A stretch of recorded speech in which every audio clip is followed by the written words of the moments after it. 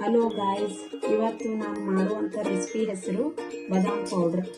ಇದಕ್ಕೆ ಬೇಕಾಗುವಂಥ ಸಾಮಗ್ರಿಗಳು ಇಲ್ಲಿವೆ. ಮೊದಲಿಗೆ 2 ಕಪ್ ಬಾದಾಮ್ ತಗೊಳ್ಳಿ. ಆಮೇಲೆ 5-6 ಏಲಕ್ಕಿ, ಅರ್ಧ ಕಪ್ ಗೋಡಂಬಿ, ಸ್ವಲ್ಪ ಅರಿಶಿಣ ಪುಡಿ, ಸ್ವಲ್ಪ ಸಕ್ಕರೆ.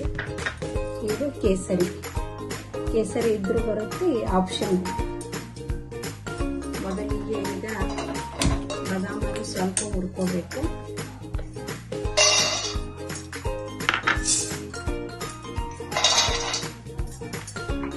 ಭಾಳ ಬೇಡ, ಸ್ವಲ್ಪನೇ ಹುರ್ಕೋಬೇಕು.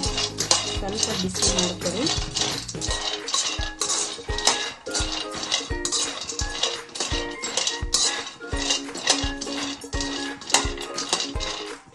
ಹುರ್ಕೋಬಾರ್ದು, ಸ್ವಲ್ಪನೇ ಡ್ರೈ ರೋಸ್ಟ್ ಮಾಡ್ಕೊಳ್ಳಿ.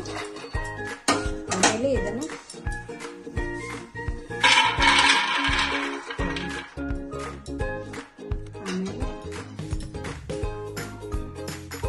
ಗೋಡಂಬಿಯನ್ನು ತಗೊಳ್ಳಿ.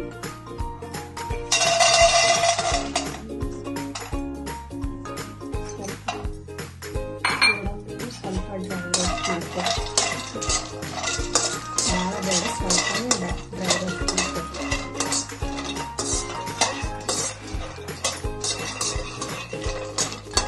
ಗೋಡಂಬಿ ಸ್ವಲ್ಪನೇ ಸ್ವಲ್ಪ ರೋಸ್ಟ್ ಆಗಿದೆ. ಸ್ವಲ್ಪ ಬೆಚ್ಚಗೆ ಮಾಡ್ಕೋಬೇಕು ಅಷ್ಟೇ.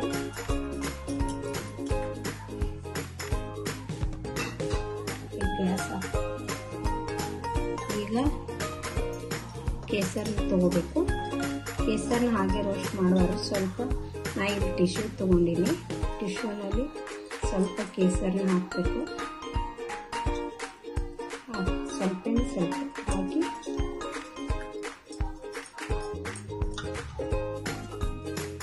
ಹೀಗೆ ಟಿಶ್ಯೂನಲ್ಲಿ ಹೀಗೆ ಮಾಡಿ ಸ್ವಲ್ಪ ತಲೆಯಲ್ಲಿ ಬೆಚ್ಚಗೆ ಮಾಡಬೇಕು.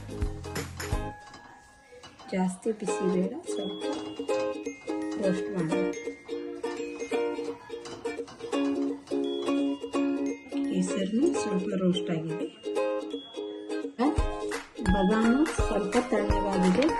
ತಣ್ಣಗಾದ್ಮೇಲೆ ನಾವು ಮಿಕ್ಸಿ ಜಾರ್ಗೆ ಹಾಕೋಬೇಕು.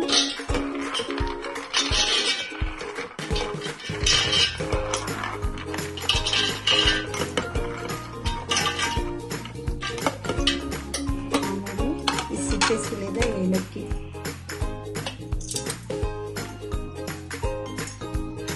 ಆಮೇಲೆ ಅರಿಶಿಣ ಪುಡಿ,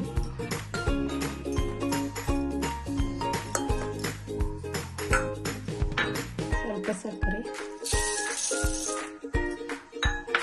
ಆಮೇಲೆ ಬೆಚ್ಚಗೆ ಮಾಡಿದ ಕೇಸರಿ. ಇದನ್ನೆಲ್ಲ ಮಿಕ್ಸಿ ಜಾರ್ಗೆ ಪುಡಿ ಮಾಡ್ಕೋಬೇಕು. ಬಾದಾಮನ್ನು ಸಣ್ಣಗೆ ಪುಡಿ ಮಾಡಿಕೊಂಡಿದ್ದೇವೆ. ಈಗ ಬಾದಾಮ್ ಪೌಡರ್ ರೆಡಿಯಾಗಿದೆ.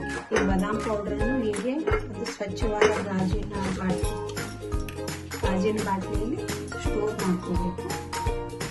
ಹೀಗೆ ಸ್ಟೋರ್ ಮಾಡಿಕೊಂಡು ನೀವು ಯಾವಾಗ ಬೇಕಾದರೂ ಮಕ್ಕಳಿಗೆ ಹಾಕ್ಕೊಳ್ಳಿ, ಒಳ್ಳೆಯದು.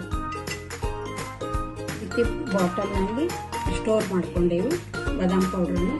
ಈಗ ಮಕ್ಕಳಿಗೆ ನಿಮ್ಗೆ ಎಷ್ಟು ಬೇಕೋ ಅಷ್ಟು ಸ್ಪೂನು ಬಾದಾಮ್ ಪೌಡರ್ ಹಾಕಿ ಹಾಲನ್ನು ಹಾಕಿ